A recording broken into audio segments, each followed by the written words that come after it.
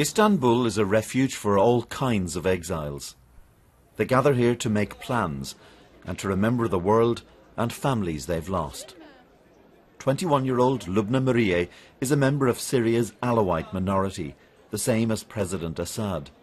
But because she joined the rebels, she's been denounced by her own father. He's a powerful man.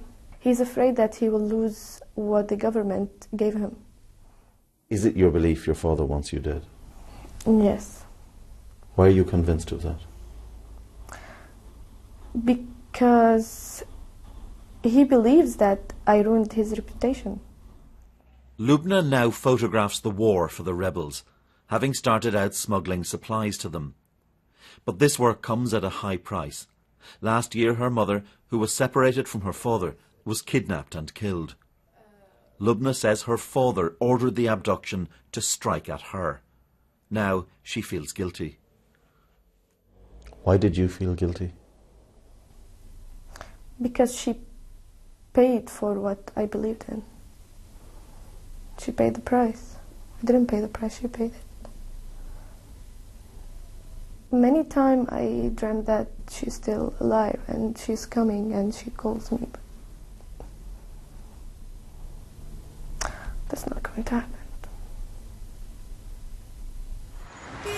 Syria's divide isn't simply sectarian. Part of the crisis is generational. And even at the heart of the Assad regime, there's evidence of the gulf between parent and child. Mohammed al-Sayed is a Sunni Muslim member of the cabinet. His son Bassem was killed fighting for the opposition last year. This was a big shock. He came from me. He was my son. The wound in me is deep. It's an emotional wound. But the greater wound is that my son had such different views and went down such a different path to mine.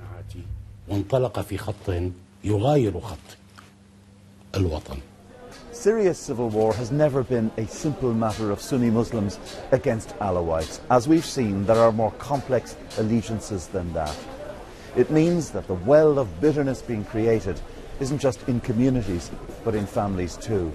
And for some, caught up in that personal struggle, there is no thought of reconciliation. Do you still love your father? How can I love my enemy? I don't feel that he's my father anymore, no. In a message to the BBC, Loubna's father denied her allegations against him. And he told us, "I no longer have a daughter. She is a traitor." Fergal Keane, BBC News, Istanbul.